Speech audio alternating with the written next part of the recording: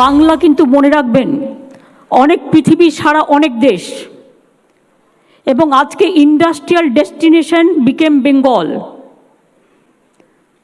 আর একটা মনে রাখবেন, ইউনেস্কো হেরিটেজ যেমন দুর্গাপুজো পেয়েছে, ট্যুরিজম পেয়েছে UNESCO destination Bengal for all over the world. মনে রাখবেন, এগুলো আমাদের গর্ব।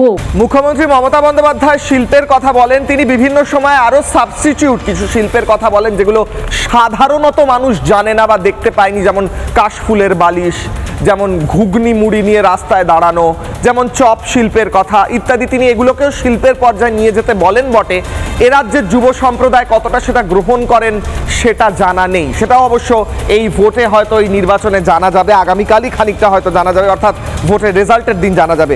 পরিযায়ী শ্রমিকরা রাজ্য থেকে যারা চলে গিয়েছেন বিভিন্ন সময়, তারা কি বলছেন এ রাজ্যের পরিস্থিতি নিয়ে শুনবো। মুখ্যমন্ত্রী মমতা বন্দ্যোপাধ্যায়ের সাথে এই বক্তব্যের কতটা ডিফারেন্স বাংলার মানুষকে কিশলয় অগ্নিবাণের দর্শকদের একবার দ্রুত দেখাবো, দেখুন। ভয় করে কি করবো, দেশে তো কাজ নেই, এখন আমাদের যেতেই হবে। বন্ধে যাচ্ছি। কেন কাজ করতে যাচ্ছি, পশ্চিমবঙ্গে কোনো কাজ নেই, আর সেই কারণে বাইরে যেতে হচ্ছে। সেখান থেকে আমরা 12 জন যাচ্ছি, পেটের জ্বালায় কি করবো। কি কাজ নেই, অল্প ছোট রাজ্য, এদিকে গাড়িতে কাজ হয়ে যাচ্ছে, আমরা তো বেকার নেই। মানে কোনো কাজ পাচ্ছেন না, কাজ পাচ্ছি না। অন্ধ্রপ্রদেশে কাজে যাচ্ছি, রোয়া কাজে, চাষের কাজ। চাষের কাজ। হ্যাঁ। মানে এ রাজ্যে কি কোনো কাজ নেই? না, এখানে কাজ নেই।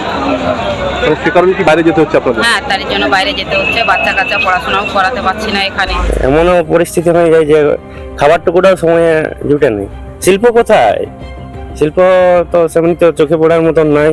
যদি শিল্প থাকতো তাহলে কি আমরা বাইরে যেতাম? এমনি সময় কৃষি কাজ করি, প্রতিদিন কাজ পাচ্ছি না, তো কাজ নেই না, প্রতিদিন পাচ্ছি না, ওই জন্য তো।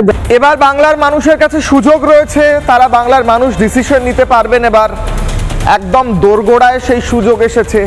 এই অপশাসনের থেকে মুক্তি নাকি অন্য কোনো উপায়, বাংলার মানুষ ঠিক করবেন। কিশলয় অগ্নিবাণের প্রথম প্রশ্ন, প্রথম অগ্নিবাণ, যেখান থেকে আজকের হাই ভোল্টেজ ডিবেটের প্রথম অংশে যাব। প্রশ্ন করছি, আসে না শিল্প তাই আকাল লুকোতে মিথ্যাচার করছেন মমতা বন্দ্যোপাধ্যায় এবং ভোটারদের কি ভুল বোঝাচ্ছেন যে বাংলার অর্থনৈতিক পরিস্থিতি খুব ভালো?